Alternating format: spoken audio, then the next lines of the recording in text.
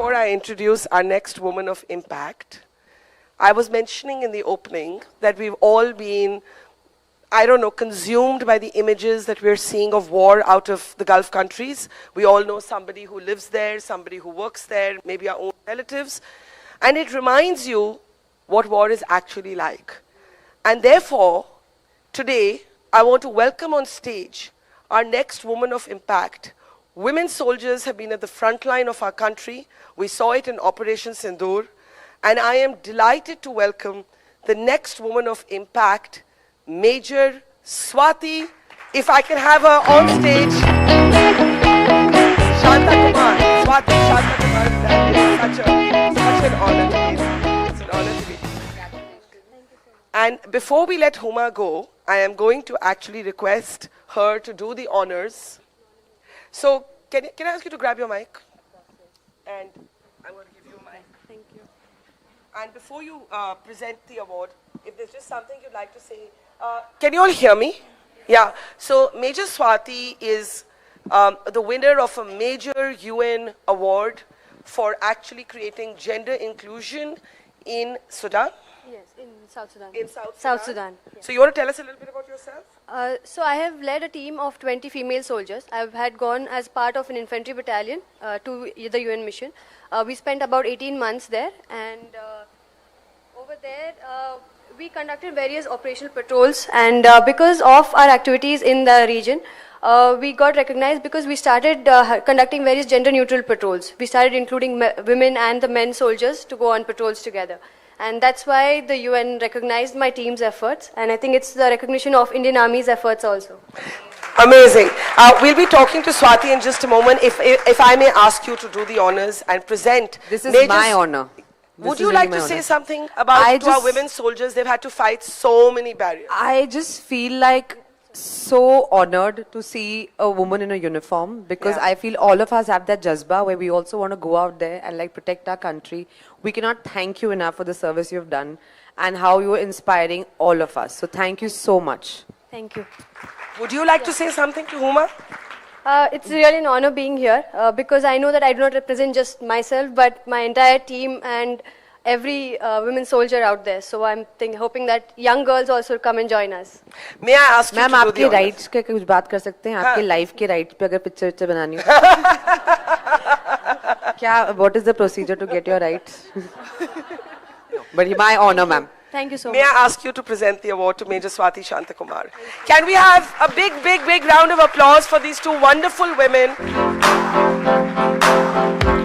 These are two very different worlds, united, in my opinion. If I can have the music down, please.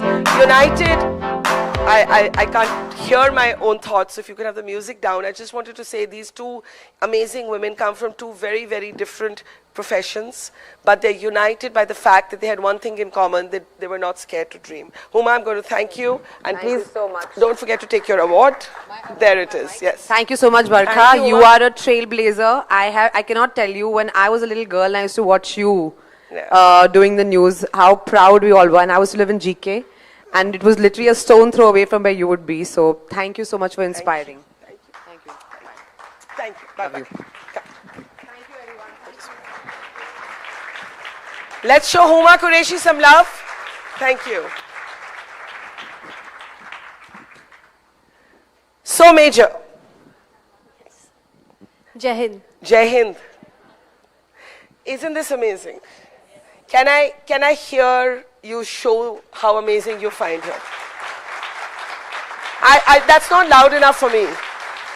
It has to be louder. Thank you.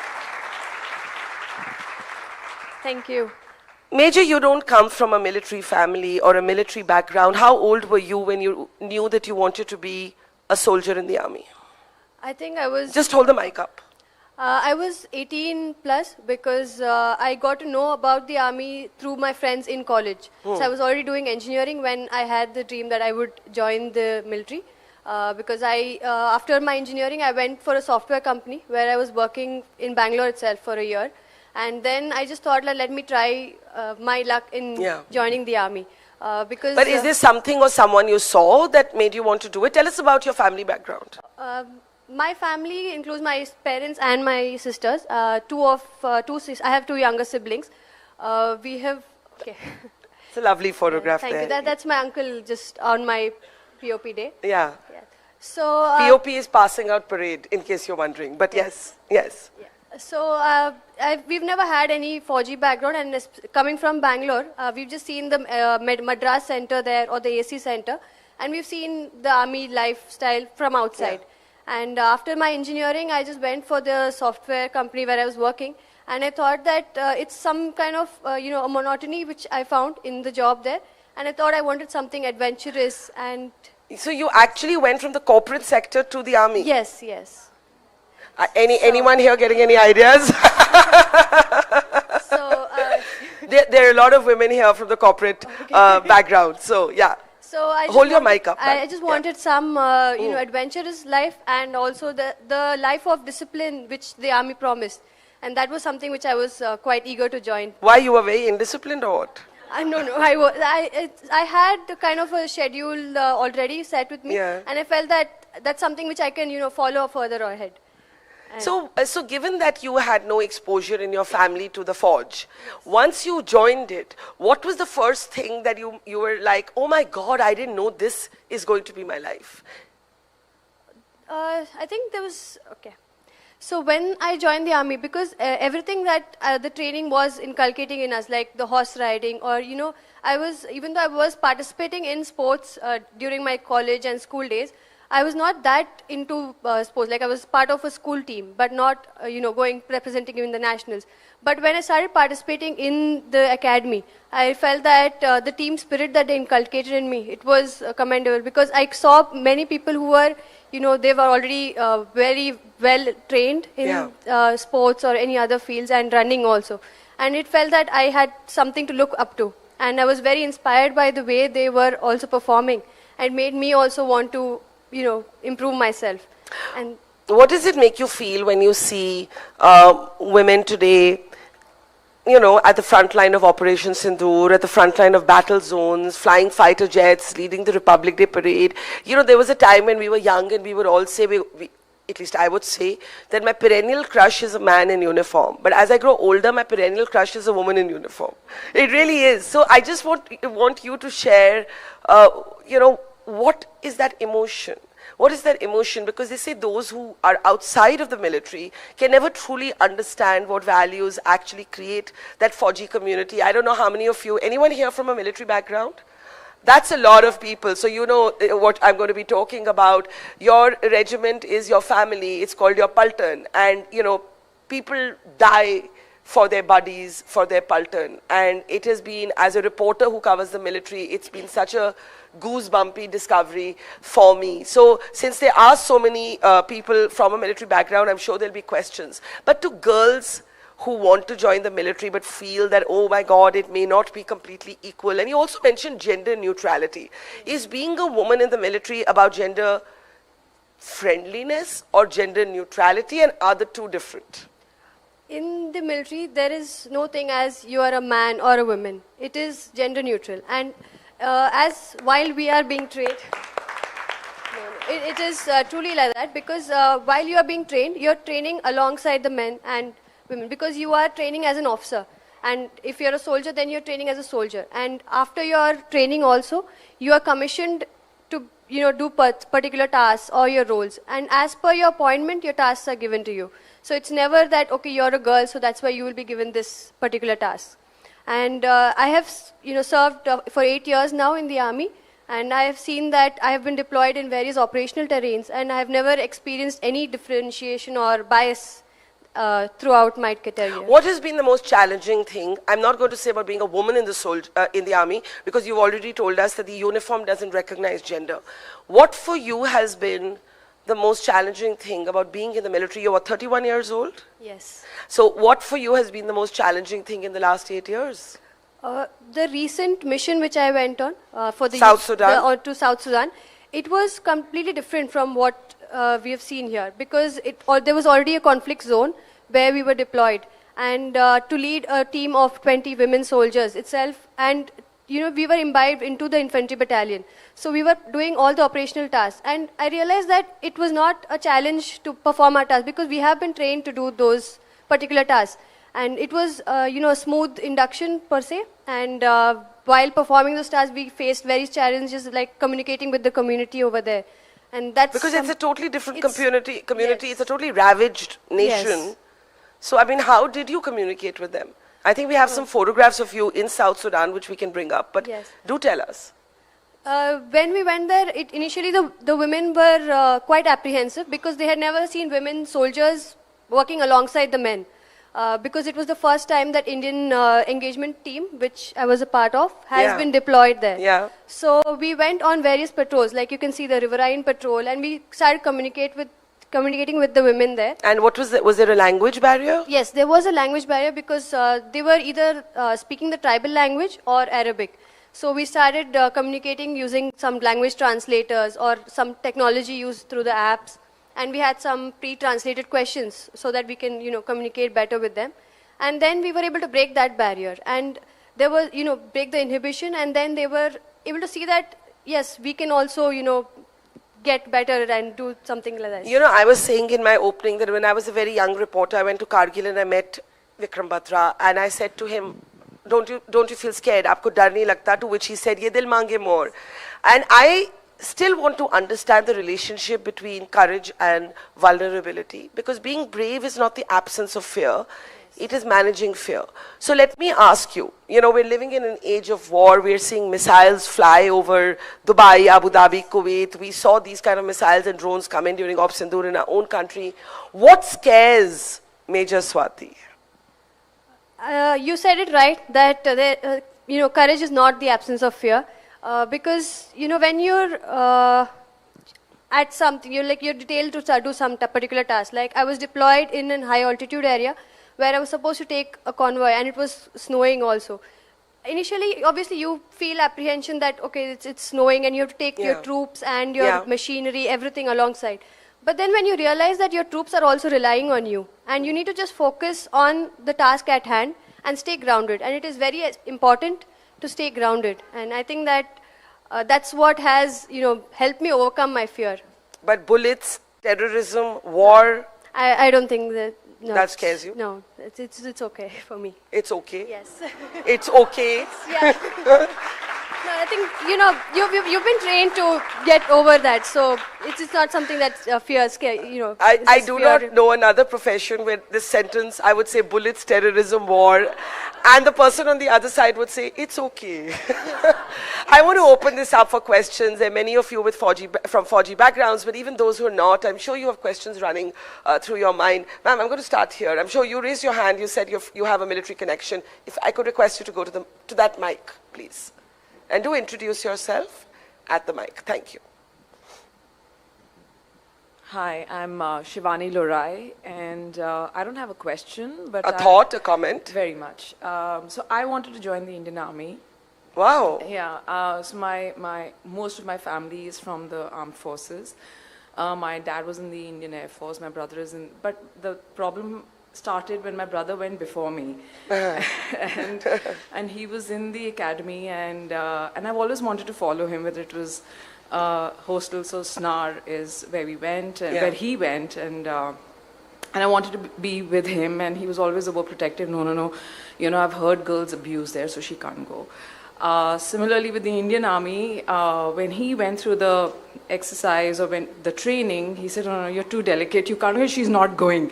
Yeah. So he put his foot down, and he always, in his mind, it was always that I'm too delicate, so to say, for... And did you argue? Did you try and argue that? There was no arguing with him. So it's, the same scenario that Gunjan, the movie that came in, where the brother was put in, so it was exactly the same for me. Yeah. And so it was always a dream to be Major Shivani Lorai. But I have the exposure through my family, through all of my relatives, and very proud of you, actually. Thank you. Can you relate? Thank you for sharing that. And I'm so sorry. You know, I generally want to say to everybody who says, I really had this dream to do this, I want to say it's never too late. But unfortunately for the military, I can't say that. But I'm sure you can be connected to the military in multiple other ways. That capacity still remains. But I want to ask you, your parents, what did they do? And I think they were not from a military background. No, what did they do? So my father said to go ahead with it. But what was the work they did? My parents were in the civilian background. My mother is a principal, like she's retired now. And my father also was working in ITC in Bangalore itself. Yeah. So initially when I told them that I will be applying for the SSB exam, so they were quite shocked, surprised, because I have never spoken to them about joining the army. So my dad said, just go ahead with it, we'll look after whatever happens. But my mother, obviously, she said the same thing, that you should not go for it because you're too delicate. And obviously, oh, you were told that? Like every mother. But then I was like, no, I want to do it and I want to go ahead for it. And they were quite supportive after my entire, SSB process, and during my training also. They used to come over from Bangalore to Chennai and just to meet me on Sundays for just 4 hours. So, their support was what helped me move ahead. And when you went to South Sudan, were they very nervous? Yes, they were, because of the, issues of conflict, and they were obviously worried because they're already scared for what happens in India, and they were like, in a different country, you're all together. But I was like, no, it's a deployment. It's the same thing. What I'm doing here, I'm going to be doing there. So I will go for it. And that's how I was able to go. So did you tell them it's okay? Yes. You did, no? Yes, I did. Because, through our training, you learn to, you kind of identify it as it's something, a routine affair. So amazing. For us, it is a routine. Amazing. I have to say that for me, it's also an unfinished dream. Like, if I hadn't been a journalist, I would have loved to have been in the military, but when I was growing up, that was not even an option. There were no, there was a medical corps, of course, but like you couldn't actually be a soldier at the front line of combat. You couldn't go to South Sudan and, lead your unit there or your team there. I have time for one more question. Yes, ma'am, if I may request you to come to the mic. And yes, and why don't the person at the back also, you can also come and stand here. So let's try and take a couple of questions. Yeah. Hi, I'm Isha Shah. I'm an education counselor. So I have a question. Not only military, right? But parents are even scared to, let a girl be a commercial pilot today. And but can I hold you there? Yes. India has the highest percentage of women pilots in the world. Yes. By the way. I think it's at about 11% of all pilots in India are women. Indeed does, and I tell this to the parents. Did you want to be a pilot? No, just speak into the mic. Can't hear you. Yeah. My question is in perspective of what do I tell parents, when this question comes to me, that like we are scared to allow a daughter to dream to even become a commercial pilot, and because of this war situation, or even the currently the number of planes that are crashing and all of that. So what would you kind of, if that question was asked to you, I think, or a parent? I understand your question, and it is that this overprotectiveness that we bring to our daughters. How do women fight that? I call them chains of gold.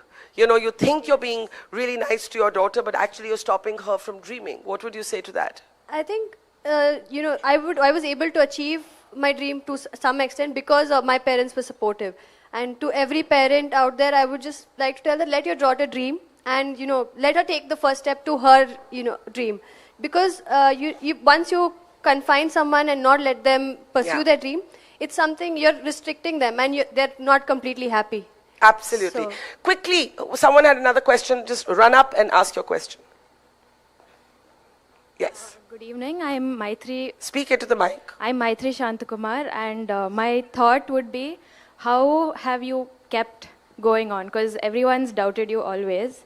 I know I've seen you go through life with the fears and also overcome them so effortlessly, and I've always wanted to ask you how you've been able to. Can you tell us a little bit more about what she's had to go through to get here? It's the small daily challenges, I think.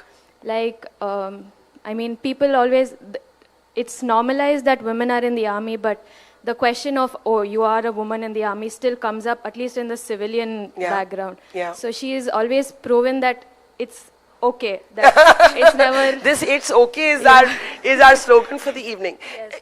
You know, how have you kept going? How have you kept walking? So for me, I never think that it's something different which I'm doing. I just think that it is a routine thing, and I feel like there are many people who have done way more than this. Like there are women officers who are commanding units and who are actually excelling at it. Like they were in the operations, they were able to take the unit forward. And if they're able to lead 800 men to, success, then I think that I can also achieve that. And that's what I look up to. And what's your next dream, ma'am? Right now, I will be going as an instructor to some institutes. So for now, my dream is to train some good officers. Wow. May I just say it's been such an honor. It's been such an honor. And I think we can give her a standing ovation, right? If there's anybody who deserves a standing ovation, it is our soldiers, always. And it is so nice to see this. We're a very cynical, jaded people. But the one thing that still, like, I have goosebumps right now is to see women like you, ma'am. Thank you so much. Jai Hind. Thank you for having me. Thank you. Jai Hind. Jai Hind. May I request you to take your award? Let's have a round of applause for Major Swathi. Ma'am. Major Swati will be here all day. In the coffee break, you should have a chance to interact with her, talk to her, maybe get a few photographs, and hear her say, "It's okay."